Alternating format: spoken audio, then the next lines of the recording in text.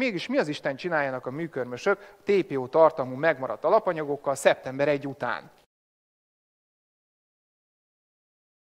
Hadd kérdezzem már meg, hogy a biztonságos műköröm alapanyag program és hozzátartozó TikTok csatorna mond-e valakinek valamit? Tegye már fel a kezét, aki hallott már róla. Szuper.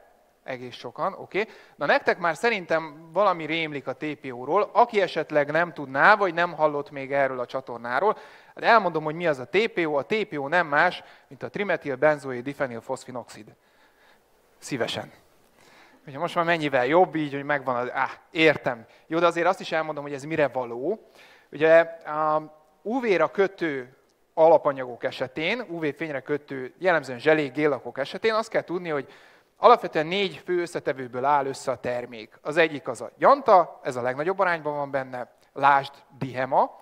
A másik, de van sokféle másik gyanta. A másik az oldószer. Harmadik a fotó megkötő anyag, vagy photoinitiator angolul, én magyarul fotó megkötő anyagnak hívom. És a negyedik a pigment, és meg egyébként van benne sok minden más. Na most ez a fotó megkötő anyag az, amiről mi beszélni fogunk. Ennek egyik típusa, ez a TPO, ugye az említett trimetil-benzoil-difenil-foszfinoxid. Gyakorlatilag ez felel azért, hogy végbe menjen a polimerizáció, vagyis a termék kikössön UV-fény alatt. Ennyit kell tudni a TPO-ról. Sokkal érdekesebb az, hogy miért beszélünk most a TPO-ról. Hát ennek az az oka, illetve az, hogy miért nem fogunk róla beszélni, hogy nem azért beszélünk róla, inkább így fogalmazok, mert hogy allergén. Ez nem olyan, mint a HEMA, és ez egy tévhit, amit látom, hogy azért sok helyen kering, jellemzően a social media oldalakon, tehát nem allergén, nem olyan, mint a HEMA, bár a HEMA-ról is, aki látta esetleg a tavalyi előadásomat, tudja nagyon jó, azt a marketing lufit egy kicsit túlfújták, maradjunk annyiba, de tény és való, hogy vannak olyan emberek, akik allergizálnak, érzékenyek a HEMA-ra, na most TPO-nál nem ez a fókusz. TPO-ra nem úgy tekintünk, mint allergén anyag. Nyilván nem lehet kijelenteni, hogy senki nem lesz allergiás a TPO összetevőre, mert ez gyakorlatilag semmilyen összetevőre nem lehet rámondani, hogy biztos senki sem fog rá valamilyen szinten, nem tudom én, irritációval vagy szenzibilizációval reagálni, de TPO-ra ez nem jellemző. A TPO-ról azért beszélünk, jellemzően én most, mert veszélyes, káros összetevő. Egészen pontosan, és ez volt az a dátum, amit az Ita említett, 2023. október 19-én az EU kijött, az EU bizottsága egy rendelettel, amiben azt mondta, hogy a TPO az egy káros, a termékenységre káros összetevő, és CMR 1B kategóriába sorolta. Ez a CMR kategória az azt jelenti, hogy rákkeltő, mutagén vagy a reprotoxikus káros összetevő. Tehát nem játék kategória, és ide van besorolva most a TPO. És azért is beszélünk a TPO-ról, mert mindezek fényében azt is jó tudni, hogy ezek az összetevők, így például a TPO is képes felszívódni a körömlemezen keresztül. Erről is volt már előadásom, szintén az említett csatornán, TikTok csatornán fönn van rengeteg videó a felszívódásról. Legyen annyi itt elég, hogy 2024, tehát tavaly februárjában jelent meg egy tanulmány, egy nemzetközi nagy toxikológiával és farmakológiával foglalkozó szervezet oldalán, aki egyértelműen konkrétan azt vizsgálta, hogy műköröm alapanyagok, műkörömrendszerek képesek-e felszívódni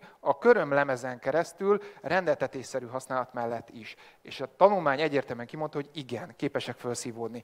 Nem tudok jobban belemenni időhiányában a felszívódásba, tudom, hogy ezzel kapcsolatban nagyon sokan szkeptikusak, ilyenkor csak egy dolgot szoktam még megemlíteni.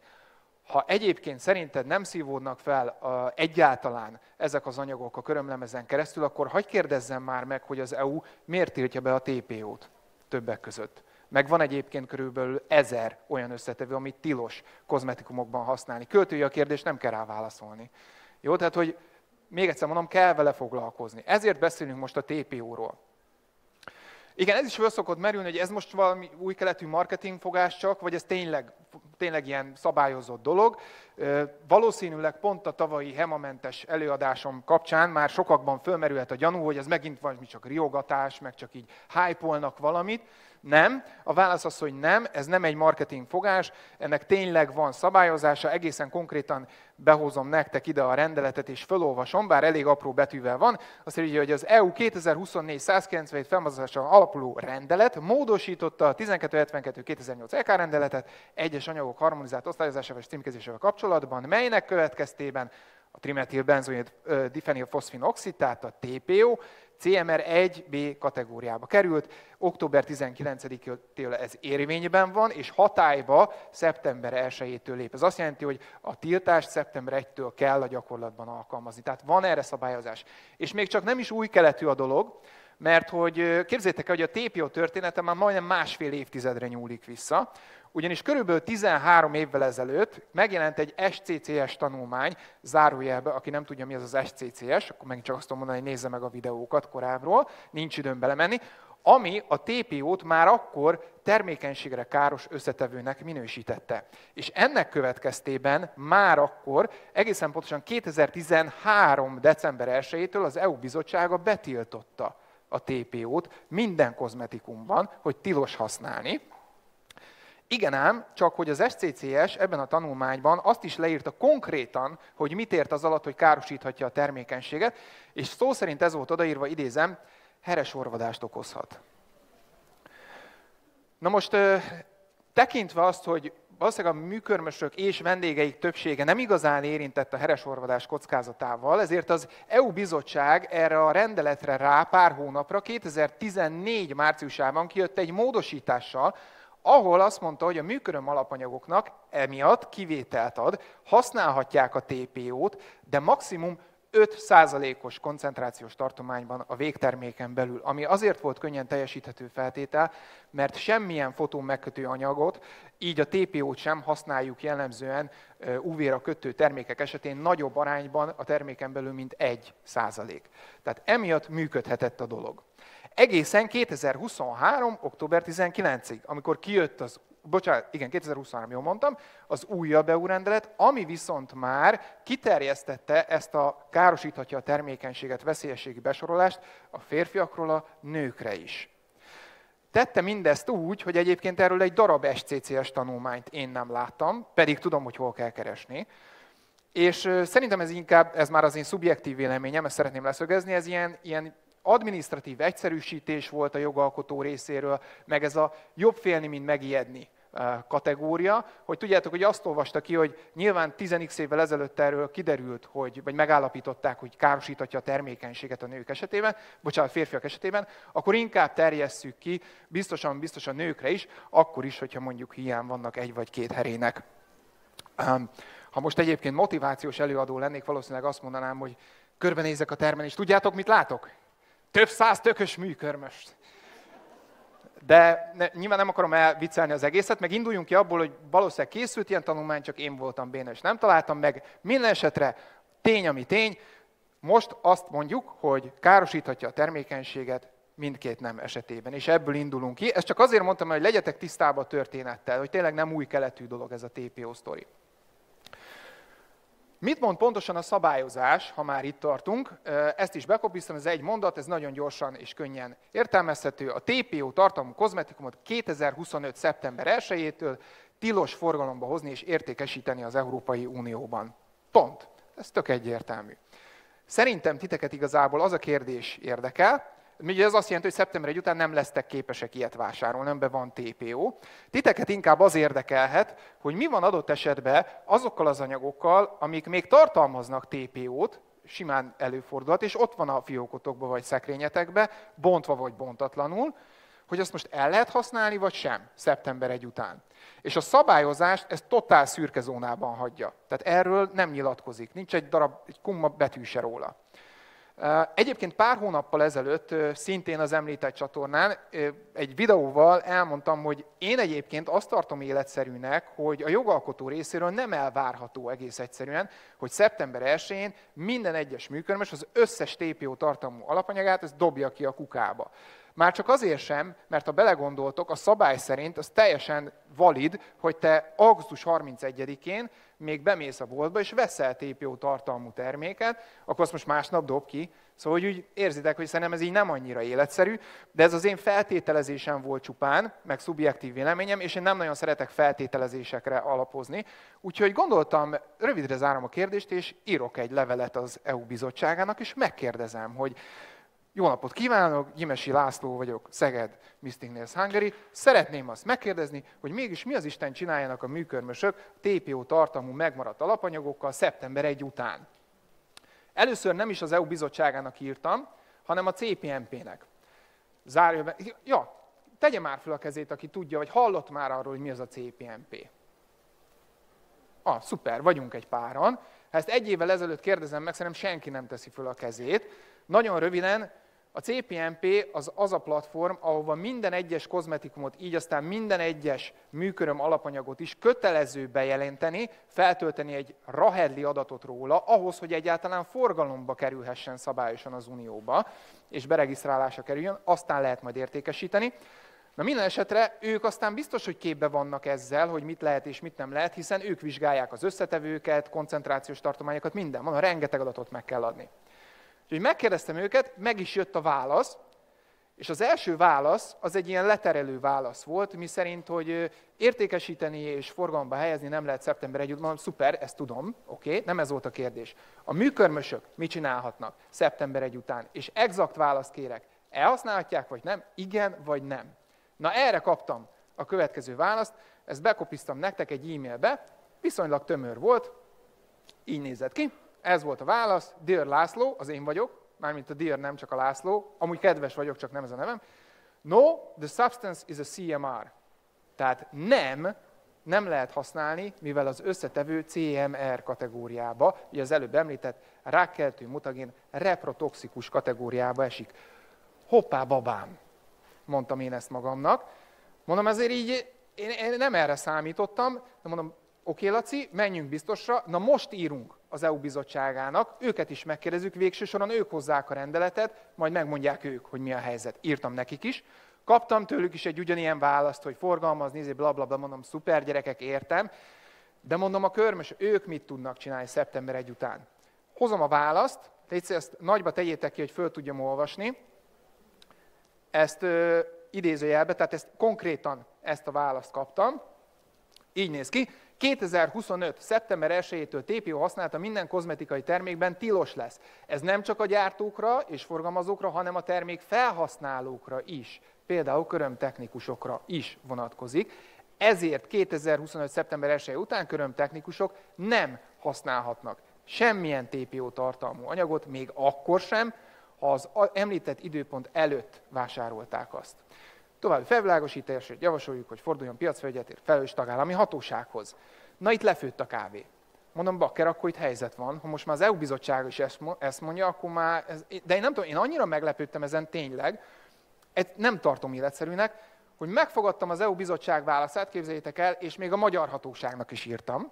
Esetünkben ez nem más, mint a Nemzeti Népegészségügyi és Gyógyszerészeti Központ. Ő is küldött választ 3 napon belül, egy gyönyörű PDF dokumentumot, ott vagyok én, Gyimesi László, ez nekem szólt, tisztelnek mindenfelé, és hát a lényeget itt is kiemelem. Tájékoztatjuk, hogy a műkörmös szalonokban a műkörmös termékek vendégek részére történő felhasználása értékesítésnek és forgalmazásnak minősül.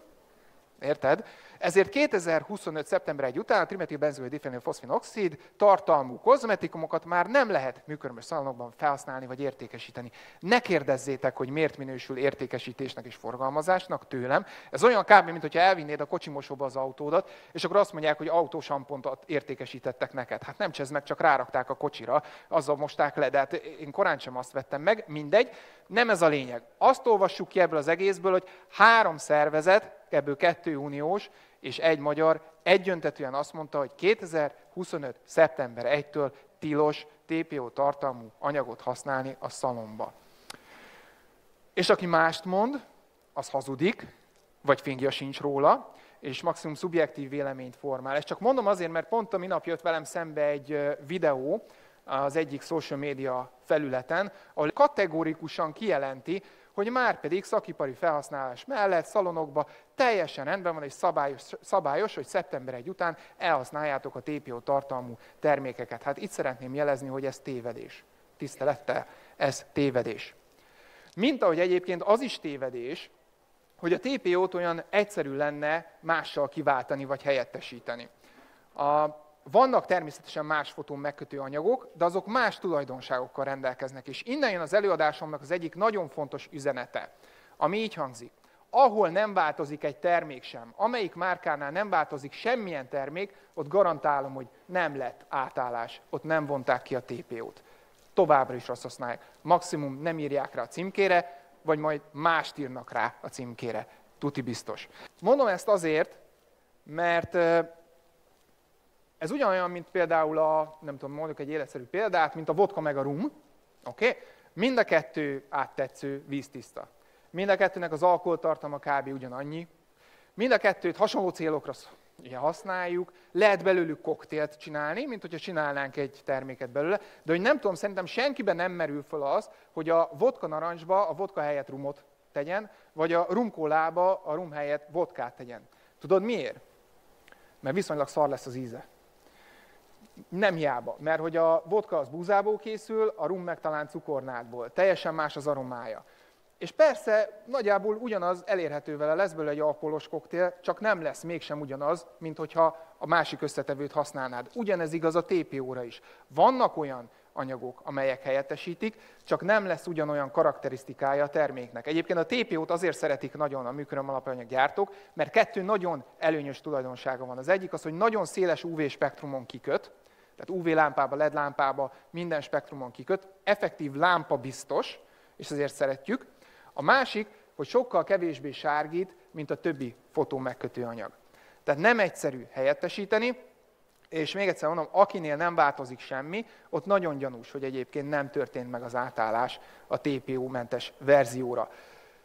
Elmondom viszont, hogy mi hogy fogunk átállni, mert ez talán érdekel titeket. Az egyik fontos dolog, hogy folyamatosan történik az átállás, egyébként már most, és terv szerint május végéig, tehát idestova egy hónap múlva, május végéig valamennyi TPO tartalmú termék esetében át fogunk állni a TPO-mentes verzióra.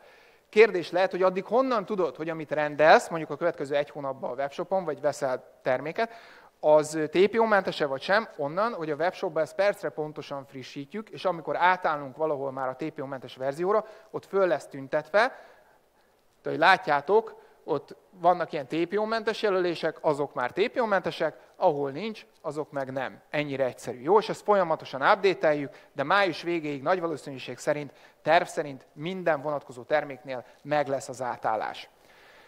És akkor ezt többször említettem, hogy minden vonatkozó terméknél, ugyanis csak ott jelöljük a TPO-mentességet továbbra is, ahol egyébként van értelme.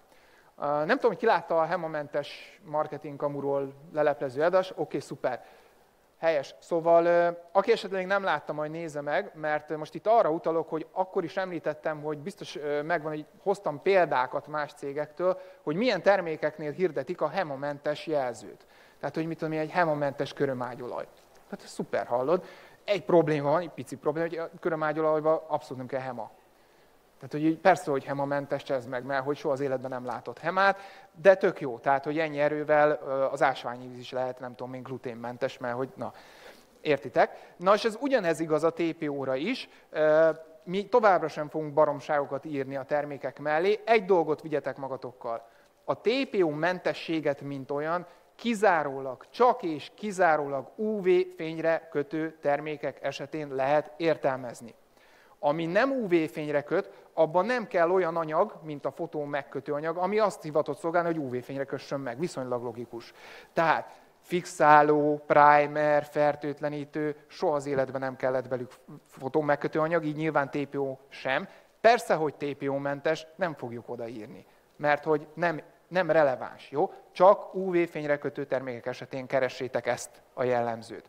Ha máshol mást láttok esetleg, akkor ott felmerül a gyanú, hogy ők nem annyira vannak képbe. Bár mostanában ő is nagyon csipegetnek az előadásaimból, és úgy látszik, hogy tisztul a piac, meg a kommunikáció, nagyon helyes.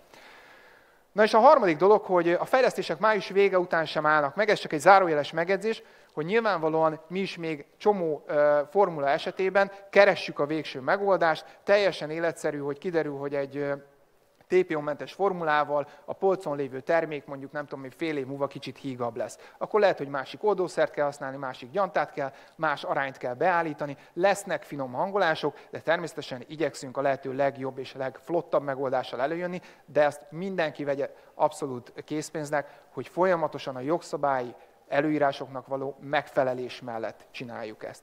Ez a legfontosabb. És természetesen emiatt a biztonság van előtérbe helyezve. Oké, na egy fontos dolog, és ezt is jól tudjátok, az, hogy TPO-mentese valami vagy sem, csak is kizárólag szeptember 1-ig érdekes. utána nem. Ugyanis, és ez egy marketing kommunikációs szempont, ami miatt érdekes, ugyanis szeptember 1 után tilos termékelőnyként kommunikálni azt, hogy valami TPO-mentes. Ugyanis a Gazdasági Versenyhivatal és az Európai Uniós Fogyasztóvédelmi Szabályozás szerint tilos termékelőnyként kommunikálni olyan jellemzőt, amit egyébként a jog alapvetően szavatol a fogyasztó számára, vagy amit alapvetően előír a gyártó vagy kereskedő számára. A BPA az megvan, BPA-mentes műanyag, ez ismerős, sokan bólogattok. Na például, azt nem tudom, tudjátok, hogy 2011. januárja óta az Európai Unióban van egy szabály, miszerint tilos BPA-t tartalmazó műanyag cumisüveget gyártani. Tilos. Ennek következtében tilos azt kommunikálni az ilyen műanyag cumisüvegeken, hogy BPA-mentes, mert hogy ez alap, hogy az kell, hogy legyen. És hogyha TPO-ra visszatérve szeptember 1 után valaki azt kommunikálja, hogy az ő termékei TPO-mentesek, akkor ez megtévesztő kereskedelmi gyakorlatnak minősül, ugyanis azt a benyomást keltheti a fogyasztóban, főleg aki nem olyan tájékozott, mint ti, hogy ő valami pluszt kínál, valami további előnyt, amit a másik nem, hiszen oda nincs odaírva. Persze, hogy nincs odaírva, mert nem lehet, mert tilos, mert a GVH büntet. Úgyhogy ezt csak ilyen zárójelben mondom, hogy ezzel is legyetek tisztában. Én remélem, illetve tudom, hogyha ez az előadás esetleg online is elérhető lesz, akkor valamennyi versenytársunk meg fogja nézni, és hát nagyon bízom benne, hogy a saját jó felfogott érdekükben, és természetesen a fogyasztók megtévesztésének elkerülése érdekében nem fognak ilyen megtévesztő kereskedelmi gyakorlatot folytatni, senkinek nem hiányzik egy GVH büntetés. Na, egy utolsó kérdés, ami szerintem még fölmerülhet bennetek. Vajon a hatóság ellenőrizni fogja a szalonokat TPO témában? Mert most már tudjuk, hogy tilos használni szeptember 1-től. Szerintem ez az a kérdés, amire tök fölösleges válaszolni. Mert abból kell kiindulni, hogy a TPO termékenységet károsíthat, veszélyes összetevő, ezért ne használjuk. Ha egy mód van rá, ne használd. De mondom még egyszer, tudom, hogy ez nem ennyire fekete-fehér, meg maradjunk annyiba, hogy van ebbe egy átállási időszak is, tehát hogyha annyira nagy gáz lenne, akkor valószínűleg azonnal kivonták volna. Mindegy, spekuláció, nem akarok belemenni, de a lényeg az, ha tippelnem kellene, és az erős tipp, hogy most a hatóság fog-e ellenőrizni szalonokat vagy sem, akkor én azt mondanám, hogy viszonylag kevés esélyt látok arra, hogy szeptember 1-én vagy 2-án a magyar hatóság TPO ellenőrzési hadjáratot indítson a szalonokba, mert hogy elég erőforrás igényes. Másrészt én azt gondolom, hogy sokkal inkább a gyártókra, kereskedőkre és forgalmazókra fogja helyezni a hangsúlyt, teszem hozzá nagyon helyesen, hogy véletlenül se kerülhessen majd forgalomba egyébként szeptember 1 után TPO tartalmú termék. Szóval ezért nem gondolom, illetve a másik, amiért nem gondolom, az ez a szám. Mindjárt mondom, hogy ez mit jelent. Amióta elindult a biztonságos műköröm alapanyag programunk, ez kicsit több mint 1 éve, és megvan a lehetőség arra bárkinek, hogy lekérdezze általunk, hogy a CPNP-be be van-e regisztrálva az a termék, amit használ, effektív biztonságos műköröm alapanyagot használ-e a vendégein. Azt találtuk, hogy több száz lekérdezés igény jött. Több száz. És ezen termékek közül, most kapaszkodjatok meg, azt találtuk, hogy 33%-a, tehát 1/3 volt bejelentve a CPNP-be. 1/3. És csak még egyszer elmondom, hogy a CPNP-be való bejelentés az a 0. lépés. Az azt jelenti, hogy amelyik termék nincs benne ebbe a rendszerbe, az illegálisan van a piacon. 67%-ról beszélünk. Na most, ha a hatóság eddig azt nem ellenőrizte a szalonokba, hogy egyébként az a termék, amit használ, az be van-e jelentve a CPNP-be, megint nem gondolom, hogy majd a TPO tartalmat kezdik el vizsgálgatni. Szubjektív vélemény, jó? Csak így ez az én tippem erről az egész dologról. Na jó, hát nagyjából ennyi, illetve még azt szeretném mondani, ez is csak egy költői kérdés, hogy szerintetek az a márka, aki egyetlen egy termékét sem jelentette be a CPNP-be, és rengeteg ilyen van, 67%, az vajon mennyire fog eleget tenni szeptember 1-től a TPO-s tiltásnak? Költői kérdés, nem kell válaszolni. Nyilvánvaló. No, tavaly a HEMA-mentes termékeket tettük tisztába, remélem idén a TPO-mentes téma is rendezésre került. Talán még annyit, hogy én a jövőben is tudja, hogy minden hasonló témát ki fogok vesézni, objektív, hiteles forrásból hozok nektek információt, mert egy célom van. Az, hogy neked meglegyen minden információd ahhoz, hogy felelős döntést tudj hozni. Mert hogy a helyzet az, kedves hölgyek és urak, hogy a felelősség a tiétek. És ez nem hibáztatás, nem mutogatás, de vegye mindenki azt tudomásul, hogy műkörmösként az ő felelőssége az, hogy a vendégein milyen terméket használ, nem a vendég választja ki a terméket, hanem a műkörmös. És minek után a vendég körmén fog az majd felszívódni, mert bizony felszívódik, ezért én azt gondolom, hogy nem árt tisztában lenni ezzel a felelősséggel. Én az információt számítom, bárki bárhogy dönt, részemről oké. Ha valaki azt mondja, hogy akkor is az olcsó, silány kínai terméket válassza, legyen. Ezzel kapcsolatban már csak egy dolog. Mert ugye ez szokott lenni, hogy az olcsót választ, mert olcsóbb. Persze, hogy olcsóbb. Azért, mert a minőség is olcsóbb. És egyébként itt a trükkös rész, hogy sokszor nem abban manifestálódik, hogy más vagy rosszabb a terméket használni, hanem abban, hogy a termék összetevői olyan dolgokat tartalmaznak, amit egyébként tilos lenne. Rákkeltő, mutagén, termékenységgel káros. Kit érdekel, igaz? Tehát, hogy sokszor ebben manifestálódok. Még egyszer, miért nincs bejelentve CPNP-be? Vajon miért nincs bejelentve? Szóval, oké, elfogadom, de az árkérdést sem tudom igazából elfogadni. És ez az utolsó intermedzum. Én nem tudom, hogy valaki kiszámolta-e valaha, de én most megtettem. Nálunk a Mystic Nails-nél egy 6 millis géllak kerekítve 2000 forint bruttó. Megnéztem egy nagyon közkedvelt, mondjuk úgy a legközkedveltebb kínai géllak márkát itt Magyarországon.